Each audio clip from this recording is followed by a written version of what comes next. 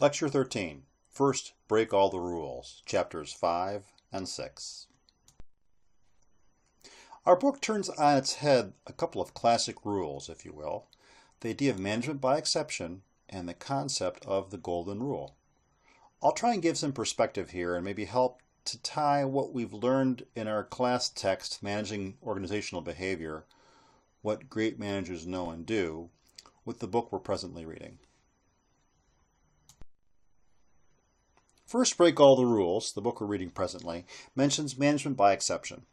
I want to compare and contrast it with a couple of other, what I'll call management interventions that we've either covered in lectures previously or in our textbook we read for the class.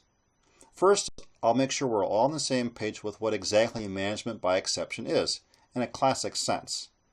Next, the second intervention I'll talk about is management by objective.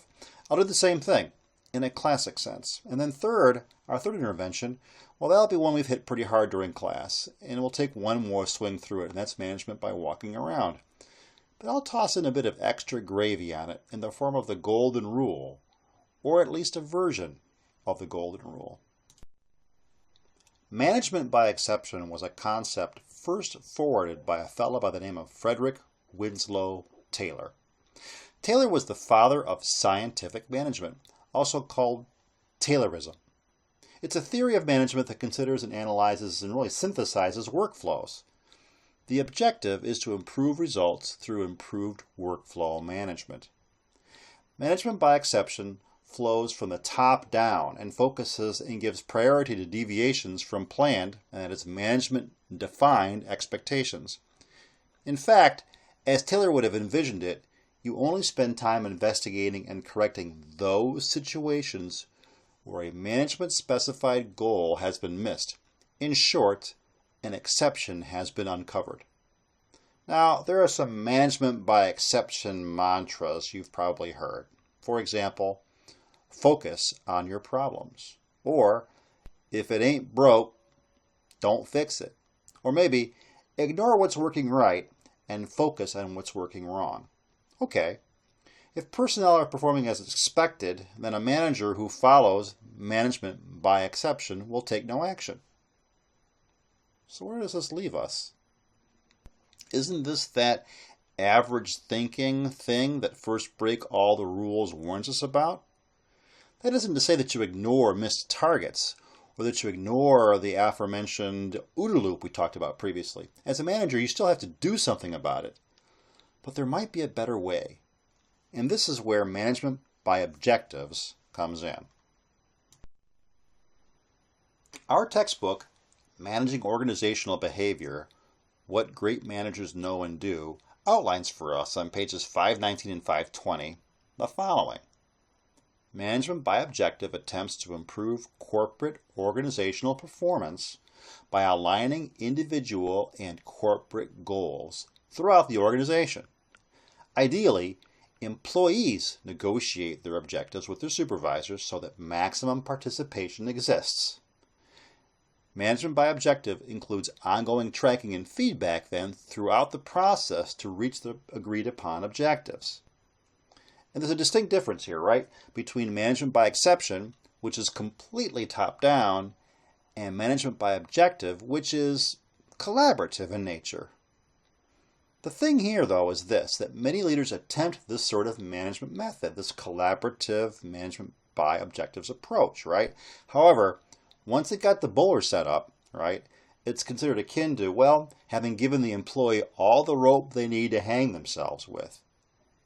And from this point on, the leader-manager only sees the red and ignores the green. And of course, Mr. Taylor would be proud of that, right? But as far as the employee is concerned, well, it might feel a little like being hung out to dry. Well, that's what you picked. And that's what you said you could do, right? And this might be where the golden rule comes in. And no, it's not the man with the gold makes the rules. I'm going to take a moment here and kind of dig a little bit deeper regarding the genesis of the golden rule.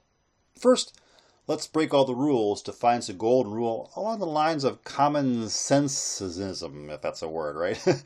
Treat people the way you'd like to be treated. And they give the example of the little boy giving his mom a red truck because that's what he would like, would be the red truck. But if we go back to the New Testament and the Sermon on the Mount, right, the earliest written version of that dates somewhere around 70 to 90 of the Common Era, do unto others as you would have them do unto you. That theme really can be traced quite a ways back in one form or another, though none really take it to the level that our book does, treat others as they would like to be treated. However, this form of the Golden Rule can be found in what might be considered an unlikely place. Wait for it. The Army Field Manual, FM-22, Army Leadership. You say, no way, and I say, oh yes, way. Recall our online discussion, or was it a lecture? I forget, but it's when I tossed in the following question, and the question was this: what does a company owe its employees? Do you recall the answer? The answer was respect, right? Respecting individuals is the basis for the rule of law. Now, the Army Leadership Manual has their own spin on the Golden Rule. It goes something like this: respect means treating others as they should be treated. Now, there's a famous quote by Major General Schofield. He fought to preserve the Union during the Civil War and eventually became the commanding general of the U.S. Army. And he gave an address to cadets at West Point, and in part he said, "He who feels the respect which is due to others cannot fail to inspire in them regard for himself, while he who feels and hence manifests disrespect toward others, especially his inferiors, cannot fail to inspire hatred against himself." Now again, this comes from Major General John M. Schofield, Commanding General of the United States Army. Now it's based upon the concept that people are our most precious resource. As such, we are morally and socially obligated to treat others with dignity and respect. And like it or not, America has become more culturally diverse, requiring all of us, but especially leaders, to deal with people from a wider group of ethnic, racial, religious, and sociological backgrounds. As a leader who acts in respectful ways, we seek to prevent misunderstandings arising from differences. So how do we do this? Well, we actively seek to learn about people, especially those we work with, right? Being sensitive to strengths and weaknesses, cultural and sociological differences. That'll aid us in helping us understand how to treat others as they should be treated, to celebrate and encourage successes, to unearth hidden and not so hidden talents, and yes, to lend a hand when needed.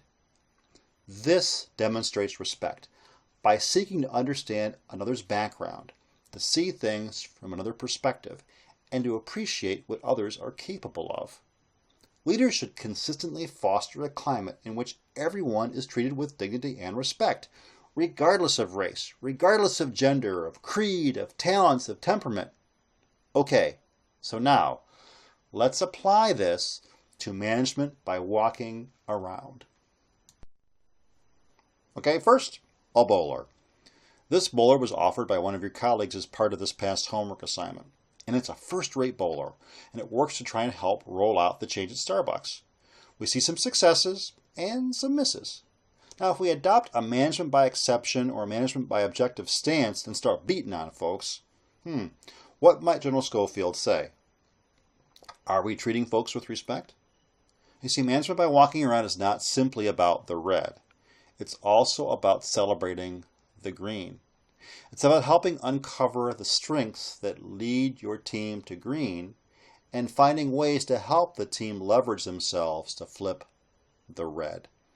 It's not about spending just quality time, but quantity time, your time with your team. And in doing so, you can help keep track of each employee's unique strengths and needs. And yes, sometimes there is a problem of fit, but by being an active participant with your team, you can sleep well at night knowing that you've done your best to tighten your OODA loop and treat your employees with respect as they should be treated, and discover together what is possible.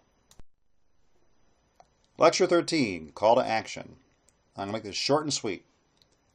Management by walking around, if done correctly, demonstrates respect, thus treating people as they should be treated, tightening your OODA loop, and helping you help the team discover together what is possible.